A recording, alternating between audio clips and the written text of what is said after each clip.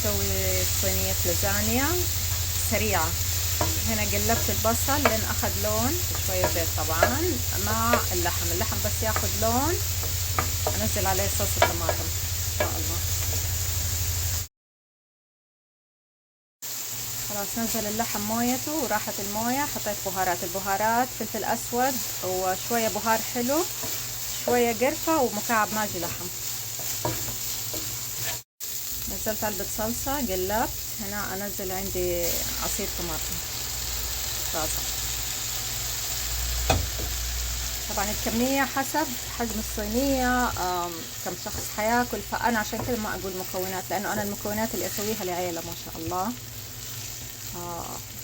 ما ادري نظريا اذا تعرفوا كيف تحسبوا المعايير او لا. انا شلت 3/4 كمية اللحم المفروم، وممكن تحطوه توزعوه في اكياس في الفريزر. هنا حطيت شوية بشاميل على اللحم وبنزل عليهم اللازانيا. شرايح اللازانيا تيجي كده، انا كسرتهم وهم بالكيس وبعدين حطيتهم هنا، نغطيهم بالموية، حطوهم بالموية.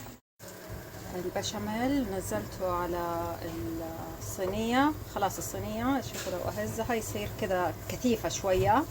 الصلصة حطيت جبن موزاريل وبدخلها فرن حار. فتحت الشواية فوق تاخذ لون. خلاص خرجتها، اتركها كده ترتاح تقريبا ربع ساعة ان شاء الله تبرد.